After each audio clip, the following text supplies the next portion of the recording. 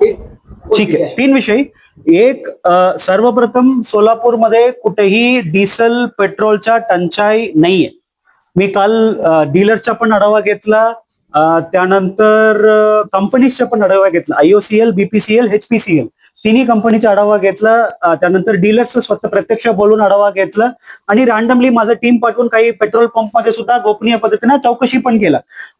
कुठेही म्हणजे तुम्हाला रांग थोडा जास्त लांबून दिसू शकला असेल, पण तुम्हाला कुठेही सोलापूरमध्ये डिझेल पेट्रोलच्या कुठेही टंचाई निर्माण झालेले नाही. विषय क्रमांक 1.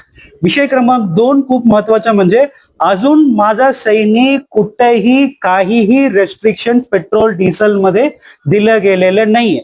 2000 पेक्षा जास्त तुम्ही देऊ नका, या तुम्ही पेट्रोलमध्ये भरू नका, पेट्रोलमध्ये वॉटर बॉटलमध्ये भरू नका, असं म्हणजे बेसिकली जे काही रेस्ट्रिक्शन्स आहेत आम्ही माझा सैनिक कोणालाही डिक्टेशन दिलेलं नाही, कारण सोलापूरमध्ये आमच्या काही टंचाई निर्माण झालेलं नाही. सगळ्यांना तुमच्या मार्फत सगळं सोलापूरकरांना मी आवाहन करतोय की पॅनिक बाईंग जो सध्या चालू आहे तो एक विषय कालच्या मीटिंग नंतर लक्षात आलाय की लोकांच्या मार्फत पॅनिक बाईंगच्या थोडा जास्त आहे.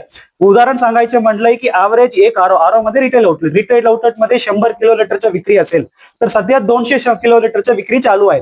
कारण एवढंच आहे की पूर्ण ऑटोमेटेड असल्यामुळे आपण सांगू पण शकत नाहीये की तुम्ही पूर्ण कारण एवढंच आहे की लोकांच्या पॅनिक बाईंगचे प्रमाण जास्त वाढलेले आहेत. पॅनिक बाईंगची काही गरज नाहीये. सोलापूरमध्ये टंचाई निर्माण झालेली नाही. तो विषय क्रमांक 2. विषय क्रमांक 3, सिलेंडरच्या बद्दल मी ऑलरेडी सांगितलेली आहेत की सिलेंडरमध्ये मी पूर्ण नियोजन केलंय की मागच्या 5 बारीमध्ये किती सिलेंडरच्या गरज होत होत्या, किती सिलेंडर पुरवठा केलं म्हणून पूर्ण आकडेवारी घेतलं, आम्ही शासनाने कळवलं. आता थोडक्या दिवसात शासन याच्यामध्ये मान्यता देणार. तो सुद्धा आम्ही नियोजन केलेली आहे. सर, यामध्ये आजची सिच्युएशन की आहे पुण्यामध्ये देखील गेल्या 15 दिवसामध्ये अशी परिस्थिती होती, मात्र काल झाली.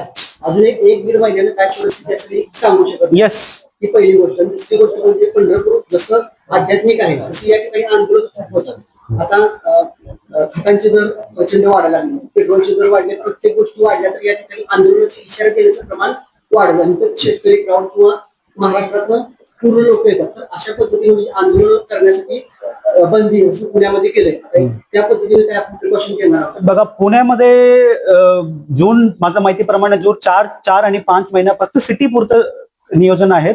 अजून पंढरपूरमध्ये अशा पद्धतीने काही आलेलं नाहीये. बेसिकली आंदोलन करणे डेमोक्रेटिक राईट आहे. म्हणजे त्यामुळे मला तर अशा पद्धतीने सिच्युएशनच्या मी जिल्हाधिकारी म्हणून असं सिच्युएशन निर्माण झालेलं नाहीये. त्यामुळे मला आता सध्याच गरज वाटत नाहीये, पण पुढे जाऊन असं करायचं म्हणतं तर मी तुम्हाला सर्वांना सांगतो. पण सध्या असं काही गरज मला पर्सनली वाटत